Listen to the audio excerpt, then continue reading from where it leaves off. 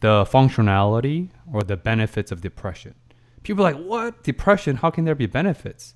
So he argues that evolutionally speaking, whenever we're in a certain situations, we don't have the energies or the physicalities or whatever conditions set to survive in the most optimal way, then you actually enter depressive state as a self-preserving mechanism. So it's almost like you're in a dormant or air quote hibernating mode in terms of your mental health and your physical health states, since depression is a cluster of symptoms, as you know, since your wife is a therapist as well, right? And then when you're ready, when your conditions are reprimed, then you're ready to get back out in the world. I sense some similarities what you just said with the punishments. You've done X, Y, and Z. You might not be ready yet to acclimate to the society that comprises of people. So let's give you an air quote timeout, punitive or not. And once you're ready, once your conditions are reset, then you can get back and reacclimate. Any thoughts there? Yeah, I like that way of thinking about it. One thing I really like about that way of thinking about it is it puts a kind of emphasis on the reintegration that will come later, and I think we don't think about that enough, right? As you know, one way I put it in the book is I say, nearly everyone that we imprison will live with us again, and that gives us reasons to actually treat them well while they're in prison, to treat them like human beings, which is again like prisons in America are horrific places where people are treated in all sorts of dehumanizing ways.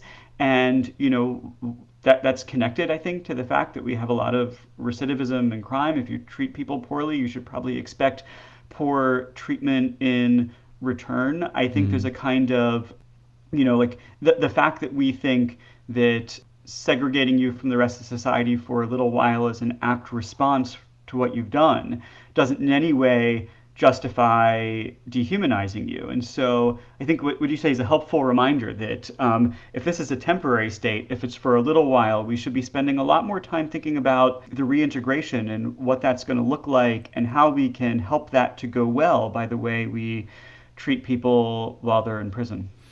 I think the thesis of that is challenging the status quo and being a critical thinker. So in your chapter about authority, you said if you haven't written something worth criticizing, you haven't written something worthwhile. That's case in point with you cussing in your book, which I love. It's hilarious, equally hilarious and insightful. But why is that? So, I said that as a kind of commentary on philosophy. Philosophers have this practice which often looks mean or even inhumane to outsiders. Like if you just parachute into a philosophy workshop where you're watching a professional philosopher present their work, as soon as they're done, people will start issuing objections and trying to show that you're completely confused or obviously mistaken or maybe subtly mistaken. And if you were to speak in a philosophy context and then nobody had anything to say, nobody pushed back, it's probably because they didn't find the argument very insightful or the framing of the puzzle very interesting. So things are going well for you when people are moved really to think hard about what you've had to say, right? And, I'm sure that's true in some context outside of philosophy, but it's a kind of professional ethic of the way my crowd does things. You mentioned the sort of swearing in the book. There's a kind of funny origin story of that. I swear a fair bit, and my editor kept, as I would send her chapters, she kept, can I swear here? I don't know. Is it okay if I? Oh yeah, go ahead. Oh yeah, yeah. She kept saying you say fuck too much, and she kept taking them out. Then something I won't ruin the story because people really should go out and buy the book actually just for this story. Something really funny happened with our kids just in relation to swearing. And as had a long drive to take the next day, and as I was thinking about it, I thought, I'm going to write a whole chapter about swearing, or really about the word fuck, as a kind of fuck you to my editor, who actually I love and adore, and she thought the chapter was really funny. But the chapter's making a serious point, right? Like a variety of serious points. One is it's doing some hard thought about something I found puzzling as a kid. Why is it that some words are off limits? What function is being served in our lives by treating some words as if they're off limits? I think that's an interesting question. But it's also a kind of illustration that everything in our lives can be an object of philosophy. You know, the sacred, the profane, the mundane. There's probably really interesting puzzles to think through, like why are there some words that we're not supposed to say?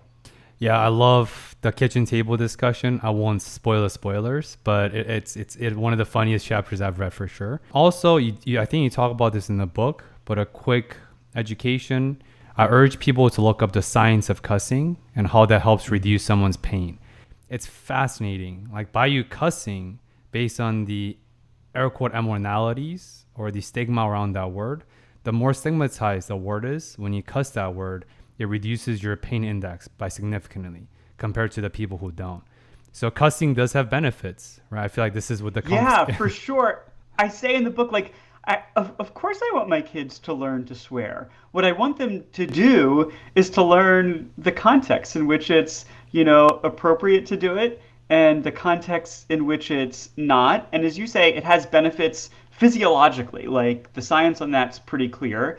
It also has social benefits. If you just think about the people you're closest to in Mhm. life, they're probably people whom you feel comfortable swearing around. And it's actually like the fact that norms can be transgressed in that way that is like signaling the closeness of the relationship and bringing about the closeness of the relationship. So both the science here is pretty cool, and actually I'm forgetting the name of the book that I recommend in that chapter. But if you pick it up, there's like another book about the science of swearing, and then a philosopher named Rebecca Roach, who I also talk about, just published an even deeper dive on the philosophy of swearing than my chapter. So there really is lots of like fun and I think like insight to be had in thinking about that topic. I think the rule you gave your kids is you can cuss in the households at the summer camp, but not at the school or outside. Yeah, so that covers most of it, right? So we said like, don't swear and don't use these words in ways that are mean, right? Not to insult people, not to hurt their feelings, right? But if you're blowing off steam or having fun with your friends, that's fine as long as you're like in the right kind of place. Like we don't do that at synagogue, right? We don't do that at school, but if you're in the basement hanging out with your friends or, at camp, that's fine. Like, and I think that's the lesson the kids need to learn. It's not never ever use these words. That lesson's not going to work anyway. So I want to go into chapter 5 language, since you talked about the sacred, the profane, and the mundane. In the book, in the chapter language, it says philosophy should address every aspect of our lives, the sacred, the profane, and even the mundane. This contrasts the stigma that philosophy is for those that resides on a white ivory tower, philosophers. Any thoughts there?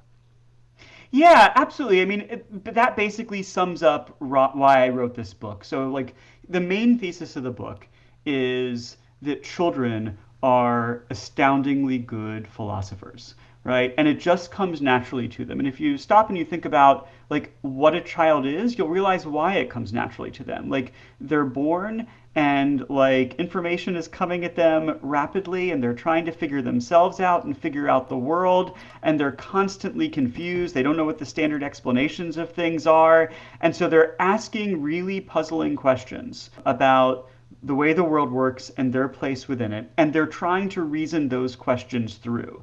And so I wanted people to see, right, that some of the deepest philosophical questions about whether we can know anything, questions about whether anything is true, questions about morality, like when or why does one person have authority over another?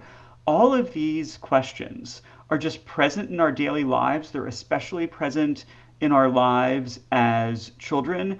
And I wanted to say also, when you were a child, you had this kind of wonder about the world and this curiosity and this kind of fearless willingness to think things through. And I want to help people recapture that because I don't think that philosophy, I mentioned, my crowd, my tribe of professional philosophers who write in really abstract ways in academic journals that are inaccessible. And I love that part of philosophy. It's what I do for my day job. But I don't think that's all philosophy is or should be. And Mm. I actually don't even think it's the most important bit of it. I think the most important bit of philosophy is everyday people trying to think through the things that puzzle them or challenge them and I wanted the book to give people some encouragement, both in the way that they talk to children for sure, but also in the way they think and reason in their own lives.